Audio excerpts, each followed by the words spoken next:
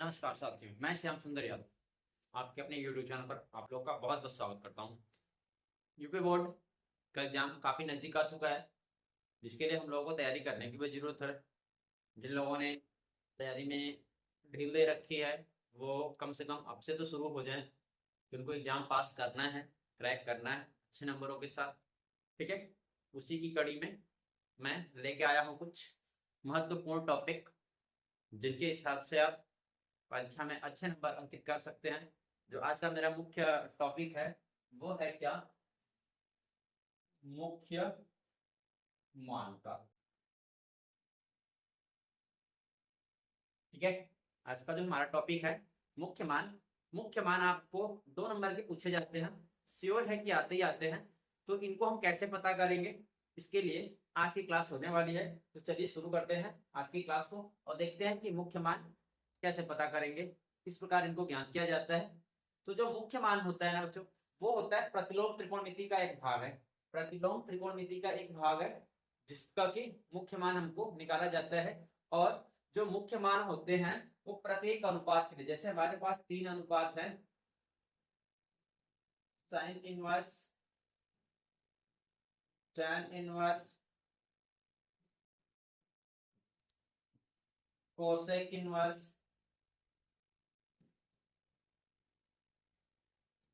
Cos inverse, sec inverse और sorry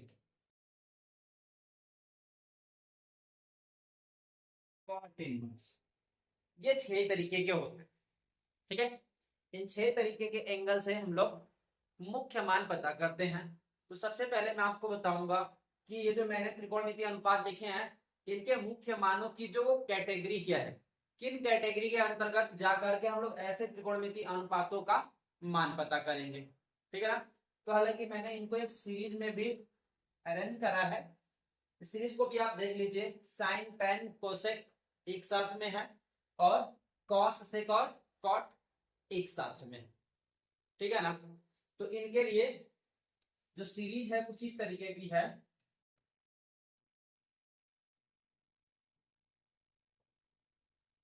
जो sign के लिए मुख्य मान की सीरीज होती है, मतलब कैटेगरी है, वो कैटेगरी है -π/2 टू π/, ब्रैकेट का इस्तेमाल उम्मीद करता हूँ आप लोग अच्छे से जानते होंगे।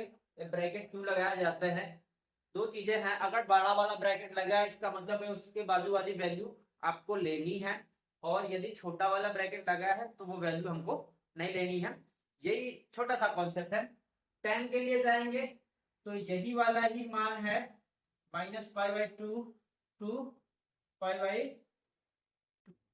लेकिन थोड़ा सा डिफरेंस है कि यहाँ पे बड़ा वाला ब्रैकेट ना लग के क्या लेना, हमको छोटा वाला ब्रैकेट लेना है। ठीक है, और ये छोटा वाला ब्रैकेट कहता है कि जो वैल्यू लिखी गई उसके बाजू में वो वाली वैल्यू नहीं लेनी है, उसके अंतर्गत जितनी भी वैल्यू आने वाली है वो सबके सब एक साथ ले जाएंगे। ठीक है, अब आते हैं कोसेक पर। तो कोसेक पर भी एक चीज है, क्या है वो है -π/2 टू π/2 बड़े ब्रैकेट के साथ है।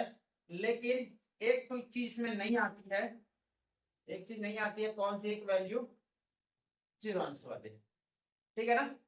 कोसेक के लिए -π/2 टू π/2 ही होता है, लेकिन इसमें जो 0 अंश की वैल्यू होती है वो इंक्लूड नहीं होती है, इसलिए हमने उसको क्या रखा है, बाहर रखा है। ठीक है, आगे बात करेंगे कॉस के लिए। तो इसका होता है 0 टू π। ठीक है ना, कॉस के लिए होता है क्या, 0 टू π। इसके लिए हमको कौन सा ब्रैकेट लेना पड़ता है, इसके लिए हमको लेना पड़ता है भाई कौन सा, रुक जाओ पहले इसको देख लेते हैं। तीनों का ही हमको क्या लगाना पड़ता है, 0 टू π लेना पड़ता है। ठीक है ना, तीनों के लिए हम क्या लेते हैं, 0 टू π लेती है। ठीक है, अब बात कर लेते हैं ब्रैकेट लगाने की। तो जब ब्रैकेट लगाना होता है, कॉस के लिए जो ब्रैकेट लगता है वो कौन सा लगता है भाई, बड़ा वाला लगता है, वो भी दोनों साइड लगते हैं। ठीक है, मतलब साफ साफ ये है कि 0 भी ली जाएगी और पाई की वैल्यू भी ली जाएगी। सेक के लिए आते हैं तो सेक के लिए भी यही वाला ब्रैकेट इस्तेमाल करते हैं, लेकिन एक चीज इसमें डिफरेंस है कि भाई इसके अंतर्गत जो पाई बाय 2 वाली वैल्यू होती है वो इंक्लूड नहीं होती है। कौन सी? पाई बाय 2 वाली वैल्यू इंक्लूड इसमें नहीं होती है, ठीक है ना। और कॉट के लिए क्या होता है? तो कॉट के लिए भाई छोटी वाली वैल्यू, सॉरी छोटा वाला ब्रैकेट इस्तेमाल करते हैं। तो एक को ये वाला चीज आपको ध्यान रखना है कि मुख्य मान के लिए इन त्रिकोणमितीय अनुपातों की कैटेगरी कौन सी होती है। तो आप देख रहे हैं कि मैंने इनको अलग तरीके से कुछ बांट के रखा है भाई, कि ये 3 एक साथ है और ये जो बाकी 3 है, ये बाकी 3 कैसे हैं? एक साथ है, ठीक है बच्चे। ये कैटेगरी आपको याद रखनी है।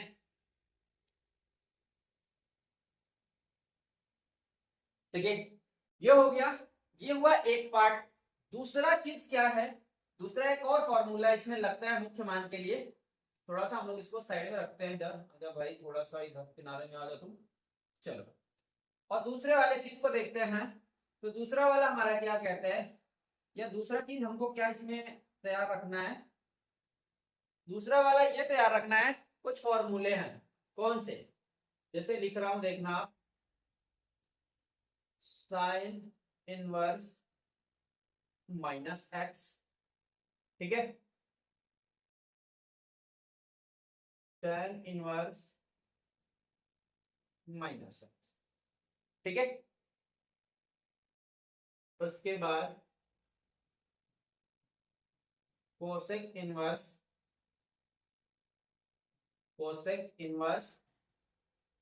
माइनस एक्स, फिर आ जाते जाते cos inverse minus x, sec inverse minus x, और क्या बच रहे? साइन हो गया, टेन हो गया, कोसेक हो गया, हो गया, सेक हो गया, ठीक, क्या बचा? हाँ, कॉट इनवर्स का बचा है, कॉट इनवर्स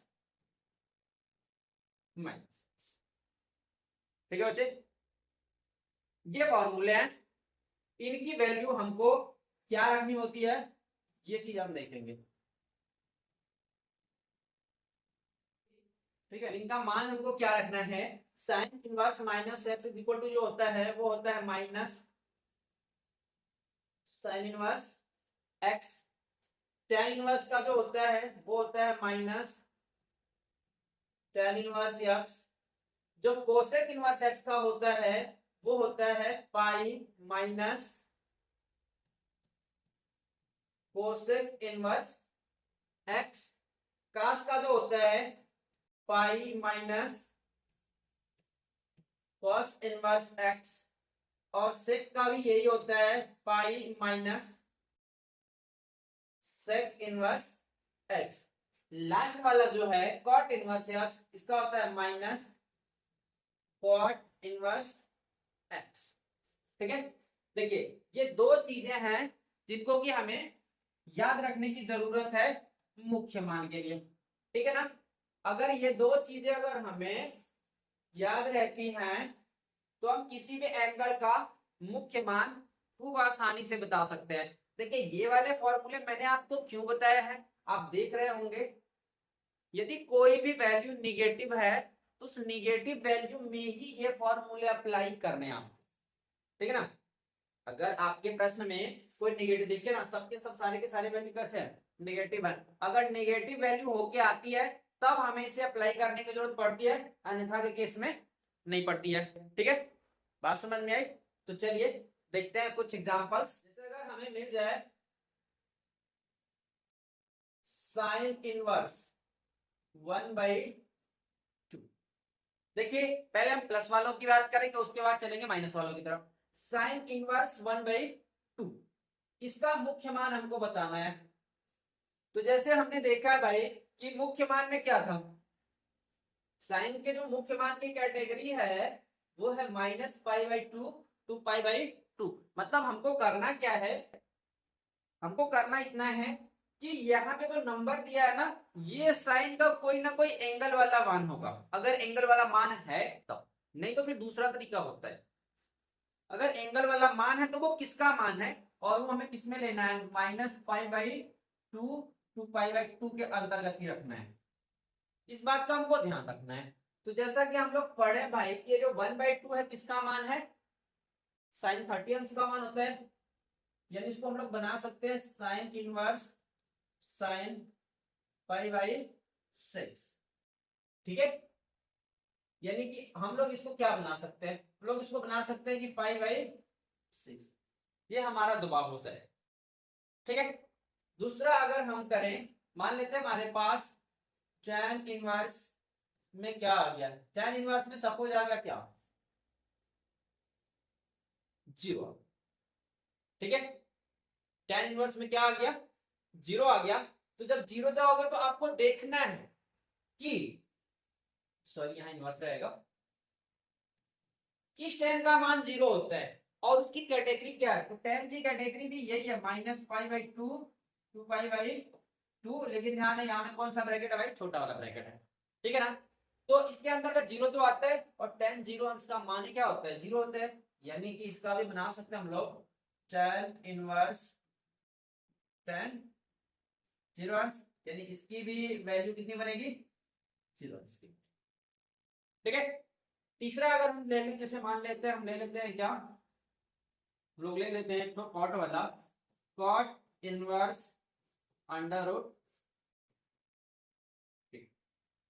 तो आपको पता होना चाहिए कि √3 किस काट का मान होता है, √3 किस कास का मान, सॉरी कॉट का मान होता है।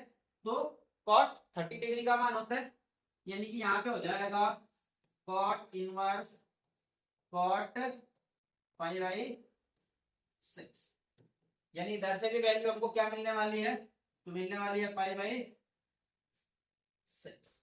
ठीक है बच्चे, देखिए ये प्लस वाले सभी के सभी प्रश्न कैसे हैं, प्लस वाले। अगर आपको प्लस में वैल्यू निकालनी है और जो जो वैल्यू दी गई उसका एक परफेक्ट एंगल है, ये तभी काम करेगा जब आपका परफेक्ट एंगल होगा तब, अगर परफेक्ट एंगल नहीं है तो फिर उसका तरीका दूसरा है। ठीक है, और ये प्लस वाला। अब हम लोग थोड़े से कुछ प्रश्न देख लेते हैं माइनस वालों के, जिनमें क्या रहते हैं, नेगेटिव रहते हैं।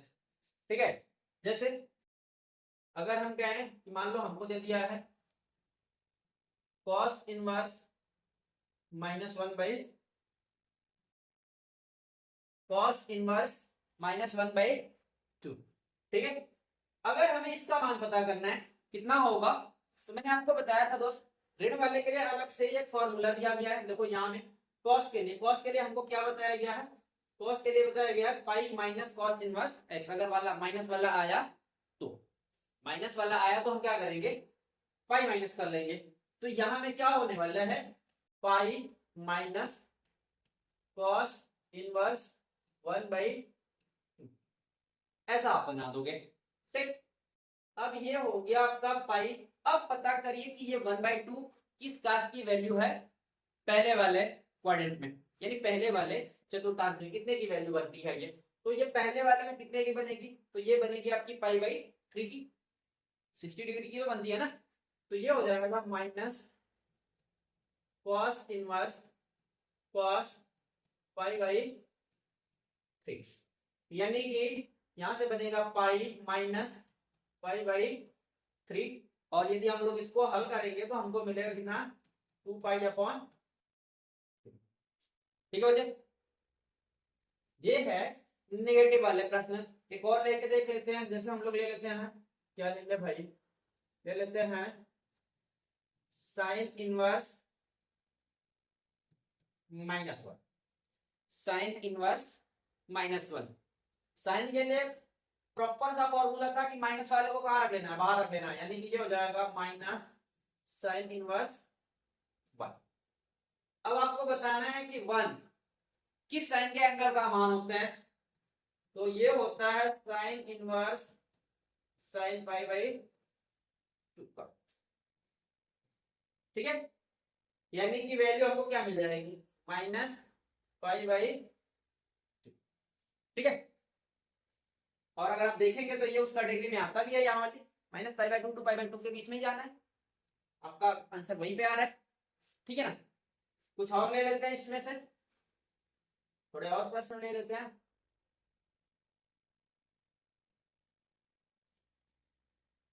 अब की वैल्यू ले लेते हैं हम लोग tan इनवर्स -1, ठीक है। तो tan वाले में भी सिंपल सी बात है, क्या होता है भाई कि माइनस वाला जो पार्ट है क्या होता है, बाहर ही ले लेते हैं, यानी tan इनवर्स हो जाएगा 1, और ये 1 किस एंगल का मान होता है tan के लिए, तो आप बताओगे सर π/4 का होता है, यानी tan इनवर्स tan π/4, ठीक। यानी जवाब क्या बनने वाला है, -π/4, ठीक है दोस्त। तो ये था हमारा मुख्य मान, जो कि यूपी बोर्ड एग्जाम में 2 नंबर का आता ही आता है, ठीक है ना। उम्मीद करता हूं आप लोगों को ये चीजें समझ में आई होंगी और ये आपकी परीक्षा में बहुत बहुत हेल्प करेगा। तो वीडियो आपको कैसी लग रही है कमेंट करके जरूर बताइए, और प्लीज चैनल को सब्सक्राइब जरूर करें, ठीक है। मिलते हैं ऐसे ही किसी और इंटरेस्टिंग पार्ट को लेकर के नेक्स्ट वीडियो में, ठीक है।